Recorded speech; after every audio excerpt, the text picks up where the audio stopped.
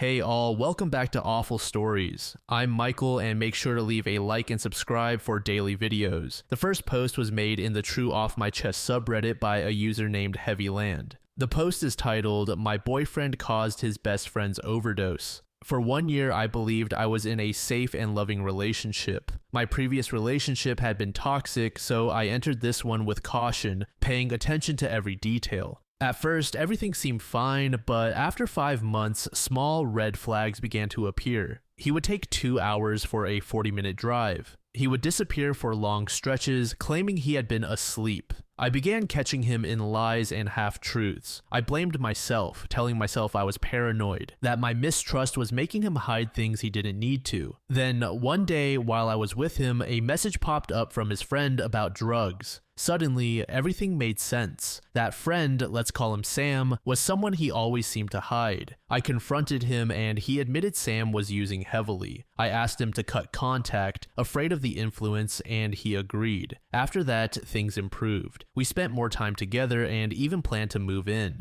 Months later, I discovered messages from Sam again. This time, my boyfriend opened up more. Sam was overdosing often, close to losing his job, and my boyfriend felt responsible for him. He missed the person Sam used to be and wanted to help him. I even suggested he reach out to another mutual friend, Dan, who had experience with drugs but managed to quit. My boyfriend agreed, and I saw proof that he asked Dan for advice. I thought the truth was finally on the table. I was wrong. Just last night, something pushed me to check old messages between him and Dan. What I found crushed me. My boyfriend hadn't just been a worried friend, he was part of it. In those early months, the times he fell asleep or got delayed, he was actually using with Sam and Dan. I saw messages where he asked if they had anything new, or where he bragged about how strong a substance was. Even the days before my birthday when he disappeared, he was experimenting. Worse, he was the one who introduced Sam to it all. He wasn't just a victim of bad influence, he was the bad influence.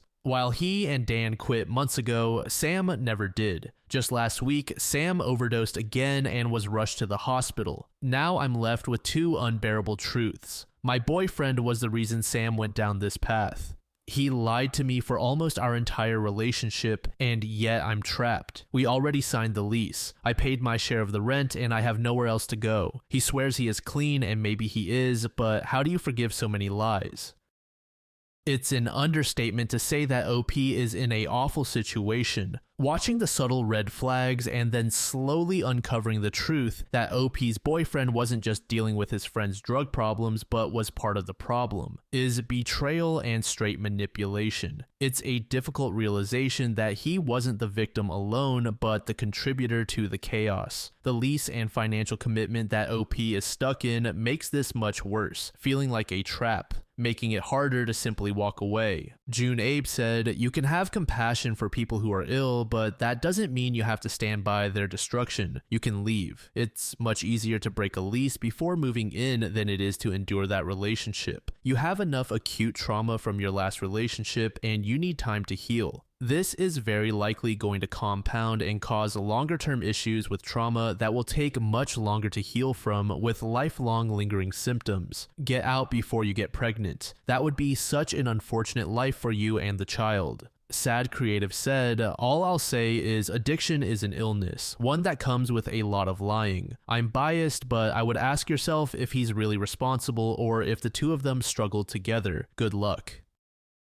The second story for today was also made in the True Off My Chest subreddit by a user named Fusine. The post is titled, "My wife hit me this morning. I decided to divorce her today. I, 40M, never thought I'd be writing something like this. Today, my wife, 38F, and I had a huge argument. She was yelling at our daughter who is 8 early in the morning. When I stepped in to protect her, my wife hit me in the back. It wasn't hard, no bruises, no blood, but it was enough. I've lived through emotional outbursts before, and I always convinced myself to endure, to rationalize, to forgive. But I've always told her and myself that physical violence would be the one line I would never accept. She crossed it today. I told her it was over. She is already taking her things. She said she won't stay because she doesn't want to live with conditions. I offered therapy, working on her anger, but she refused. My kids cried when she left, and I cried with them. It hurts like hell. It feels like all the good I did in this marriage got erased in a single blow. It hurts that she won't even apologize. She probably thinks she was justified, but I know I'm doing the right thing, for me and for my kids. Even if she only lives 5 minutes away now, it feels like an ocean.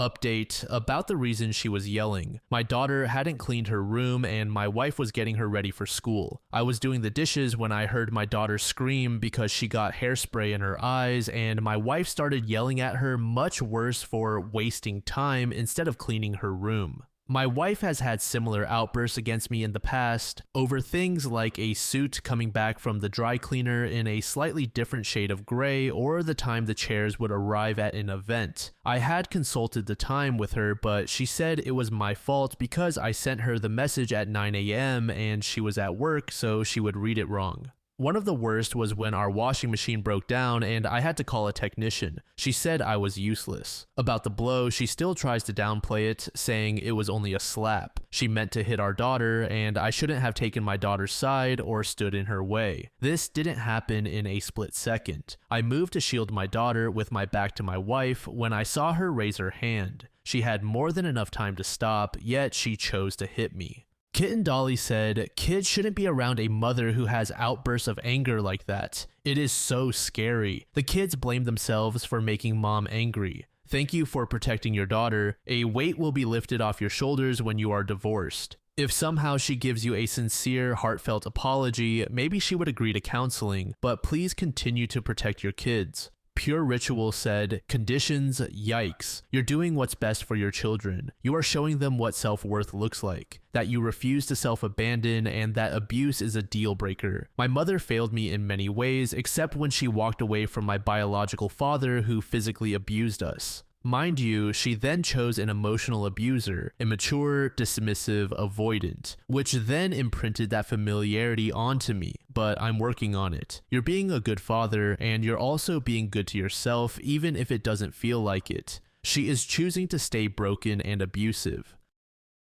This third and final story was made in the relationship advice subreddit by a user named Friendly Cat. The post is titled, "My BF got sun poisoning during our 2-week vacation together and I want to break up with him. I, 26F, met my boyfriend, 27M, nearly a year ago. We only made it official this past July, and I will admit I was truly falling for him earlier in the year. He checked all my boxes and it was all very exciting. For context, he lives at home with his mom. We booked a vacation for August back in June, so in July and August we spent time saving money and not going out as much. During August, I didn't see him as much, and due to him delaying some work he had a deadline for, he canceled some plans we had that were quite important to me because he was going to help me move. He said he stayed up until 4 a.m. doing his work for the deadline. Even though his work meeting was at 8 a.m., he didn't tell me until an hour before we were going to meet that he was tired and explained that was the reason why. I was annoyed but said it's fine, get some rest, slightly disappointed in his last-minute cancellation. In a discussion about school and college, he mentioned to me that he didn't do well with deadlines and assignments, hence why his work project was so horribly managed. He explained his dad dropped out of high school and his grades were poor. Maybe I'm judgmental, but I want my boyfriend to be educated and able to handle workloads. This is a bad sign to me. Let's fast forward to our holiday. From the first day, it was a disaster as he came up to me saying he didn't trust me in my new apartment because I met a neighbor of similar age who is a man. On day 2 of the vacation, he had a bad sunburn, and by day 3, the sunburn was so bad he couldn't even put his shirt on without wincing.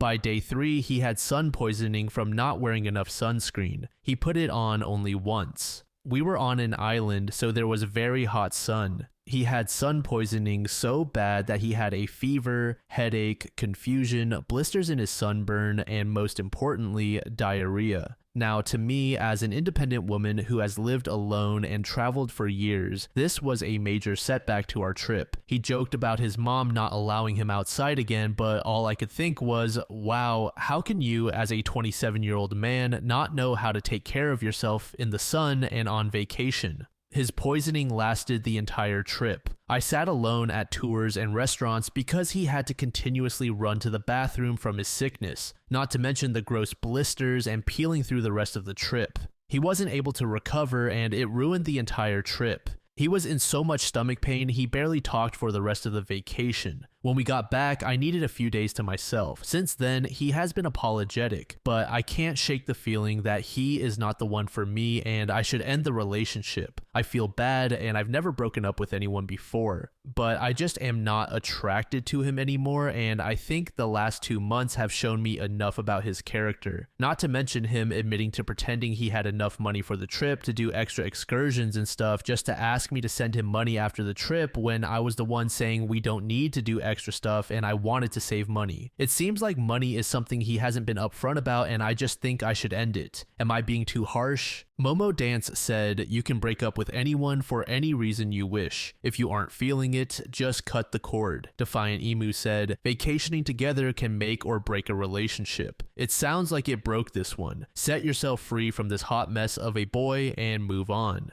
To this comment, user Lubricated Soralock said, "My wife and I went on our first vacation. Our luggage got lost by the airlines. We were cranky, irritable, and frustrated with the situation, and that started to bleed into how we interacted with one another. At one point, we kind of looked at each other while we were frustrated and starting to argue in the hotel room, and we both started laughing. It hit us that we were trying to have our first fight on vacation, and we were both not feeling that. That moment saved the vacation. We apologized to each other, sat down, and thought through worst case scenarios for the luggage situation, and got to a point where we'd both enjoy the trip no matter what. We laughed at ourselves and went to bed happy. The luggage materialized in the morning and the vacation was just fine. I can't recommend the Galapagos more. Since then, we've both brought up that moment many times when we've been close to a fight. We both remember making the conscious decision to enjoy the time instead of blowing it all arguing. It's helped us get through many disagreements since then.